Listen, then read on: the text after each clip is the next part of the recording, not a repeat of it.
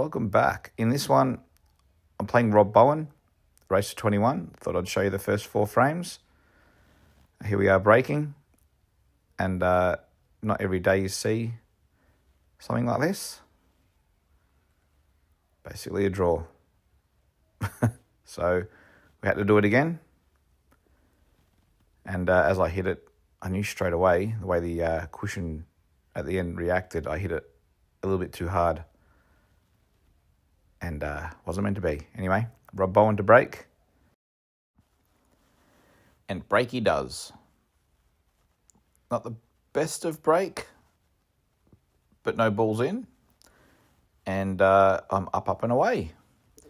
So yellows, I've got a long yellow, but yellow that's on the rail near the black, that could be dodgy. So I thought if I could roll in the first red that's near the centre pocket, bounce up and down the table, and sort of get a nice position on the middle left red so I can play in the corner pocket and then open the other red up by hitting the yellow into the red and then playing the bottom red in the bottom right-hand corner. That was sort of my starters. So here it is here. Landed really, really good. So now I can play that red into the bottom left-hand corner. And I didn't want to go into the yellow or go into the red. I wanted to sort of glance into the yellow enough so it pushes the red up the table a little bit. So I just got on with it. I knew what I wanted to do. And it worked out actually pretty good. So you can say I went into the yellow, push the red out, and yeah, basically that's it. Now rolling this red, rolling the red in the centre, glide up the table, and just roll the rest of the balls in. As easy as that. But the table rolled to the left a little bit as I hit it. I was aiming for not the centre of the pocket. I was aiming just for the left of the centre of the pocket, which was still fine. I mean, it was an easy shot. And as I hit it, the red actually drifted to the left a little bit. I'm like, oh no. And then it jawed. I'm like, oh my God. Oh, that's not what I wanted. I wanted to start off strong. And I was fuming inside. But I'm like, you know what? This is a long race. And the best thing you can do is just be composed and just obviously wait for the next time you get a chance at the table. So Rob's opener here. If it doesn't go in and play the skill shot, I'm back at the table with a sniff, but he played it well. So now his only obstacle now is that yellow that's on the rail, and he's obviously got to work his way over there. So he's just having a bit of a think. There's a few ways you can go about this. So he sees his opportunity now to sort of go into the yellow. I don't know if I really like that because you're not really going into it with any pace and you've got to hit it pretty much perfect to actually get a result.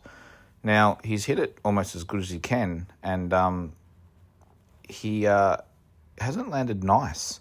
So, look, it's an opportunity and I suppose if you do happen to miss it or it doesn't work out well, you got the other yellows in the centre pocket, but I think he's drifted under to where the black is and he can't sort of get through there. So I'm thinking, okay, I might be in with another chance here, but we'll soon find out. Yep, you guessed it. I got another chance. He almost made that, and if it went in, obviously he goes game. But he did actually leave me a slight edge, actually, on the red that's in the middle of those three. It was very, very hard, and the thin cut was very hard, and I had to sort of come off that red ball, and I could probably come off that red ball slightly and maybe off the yellow in the centre pocket. So it was definitely a good chance to actually maybe take this frame back off Rob. So I line it up, give it a crack. But as soon as I hit it, I'm like, oh no, you didn't hit it. I needed to actually hit that twice as hard. But the reason why I didn't mentally was I needed the white ball at that end of the table. But if I hit it soft, that's exactly what's going to happen. I'm not going to pot the red. So I really needed to hit it hard enough to make sure the red goes in and then just hopefully have a shot on another red. So missed opportunity there, my fault. I knew the shot. I just needed to play it a good probably 40% harder than that. But yeah, that's pretty much all she wrote for this frame. I think I back Rob to obviously pot these and get these in. And as you see here, he makes no mistake. A player at his level is just going to make this look very easy. And easy, he makes it. He's not doing too much with the white. Yeah, he's doing a few screwbacks here or there, but it's all just simple stuff. And that was the first one. So my turn to break. I really wanted to get a ball in here and try and return the favour quickly, only because of what happened in the last frame. I'm thinking if I can do that 1-1, I'll take it. If not, I could go 2-0 down where I could have been 2-0 up. And these are things you don't really want to start, overdoing in your own head and then doing your own head in and then start making mistakes. So I thought, okay, yellows look good here. I actually didn't think about it too much. Thought I'd just pop these balls and then start to come down the table. I didn't plan it fully at this point. I'm just going to knock these in and slowly work my way down. The balls were pretty easy. At my level and most levels close to it, you're not really going to make much of a mistake here, which isn't great thinking, but I was a little bit annoyed still at that first frame, which I shouldn't have been. So this is the point now where I start to map it, where I need to. I just wanted to just get a few balls in and then start from there. So that was okay. I just needed to move that red a little bit, and then these shots look hard, but if you're positive with everything, then you can just start going with it and don't actually start putting negative thoughts in your head. The clearance was there, and I just wanted to take it quite quickly, and that I did. So 1-1 in a matter of a minute or so, minute and a half. So I was happy about that. Just to get that first frame on the board after what happened in the last one. Third frame, Rob to break. Breaks it quite nice. Gets a red ball in. And now we wait. I don't think he was on actually anything here other than yellow balls. So I suppose you've just got to knock in a yellow and then continue from there. Sometimes when you have starting shots like this, it's a bit hard to actually map the hole out because you're not sure what's going to happen in the first couple of shots. So sometimes it's nice to actually just pot a ball or two and get yourself sort of into it, and then you can actually start, working your way around the table. But sometimes, if you're always chasing your tail and the white ball's not on the string, then you really need to make the decision. Do I continue or do I pull up? Do I play a safety and allow my opponent in? These are things that I think a lot of people don't actually do a lot, and they underestimate. But Rob's in control here. He's looking the goods. So he's just going to knock this nice straight one in. It's good queuing. He's landed nicely now on the bottom left. So obviously if he rolls forward a little bit or stops it there, he can play the bottom yellow and then the middle yellow. The yellow on the right-hand side of the table. But then he doesn't really have a shot on the other yellow that's near the red and the black. So he's obviously now trying to screw back. But the problem here is, and I was looking at it thinking, okay, he's put his cue down there, but if he lands either side of that, he's going to be in a bit of trouble. He's got to land on that quite nicely. And if anything, you do not want to come too far. So I'd want to pull up short here. And he actually gets into it quite a fair bit. So this is something that I would have identified to myself and going, okay, even if I come back half that pace and I'm not dead straight, then that's okay. But if I come back too far, I'm actually in trouble.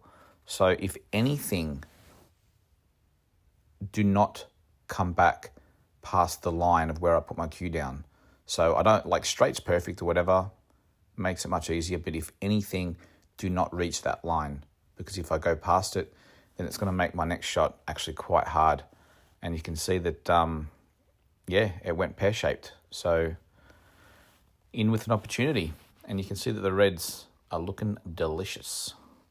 So again, my first frame, the one before this, I mopped them up fairly quick. I'm like, you know what, just get down. Let's start mopping them up. I was actually meant to just glide past the black there, just a little bit more bottom, but obviously each table that you play on, the one that I've been practicing on is a bit quicker than this, a bit more slidier, and this one is a bit more grippier, so it took a little bit of getting used to. So I just started sort of punching everything in, just soft stuns, punches, stuff like that, and that way I'm not using the cloth and gliding around the table a little bit. But the table still plays beautiful, but you just got to adjust to it. And I always say to people that the first player that adjusts to the table more than likely will win. So there's the line I want to come down. I thought, do I come off the cushion and come down on that line, or do I just stun down? And I thought, you know what, I'm just going to stun down the line like that. And yeah, here I am about to go 2-1 up, where I could have easily been, 3-0 down straight away. So really happy with that.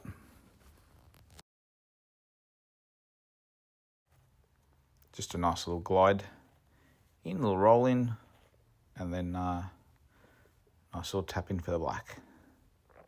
2-1. My turn to break. 2-1 up now. Give me a good break. Give me a good spread. Do I get a ball in? No, I didn't. This was actually a common occurrence throughout the set, actually. Started not getting balls in, good splits, and I thought things would change, but yeah, you just don't know. Sometimes you can break them well and everything works, and then sometimes you can break them well and you don't get balls in, and it's just now in the hands of the pool gods. So what happens here, and then also the player at the table, whether they're going to take opportunities, to take advantage of your breaks, or they don't. So yeah, all you can do is sit down, look relaxed, like I was, slumped in my chair, just a little bit annoyed with the break, but it is what it is. So show no emotion. Just, you can steam in your head, but yeah, you don't want to give away any tells or anything. It just makes it easier for your opponent then to actually feel better, and you don't want to do that. So keep everything to yourself, keep yourself occupied, and wait for your next opportunity. So Rob's actually tried to open him up a little bit there, and it didn't actually go to plan. So I'm like, all right, I'm in with a small chance here, but it's not, they're not hard either. So the first little moment here of maybe things going wrong. So when you're in a position like this, you've just got to obviously find one of the easier balls, I guess, and try and knock it in and try and get repositioned, and then continue the out from there.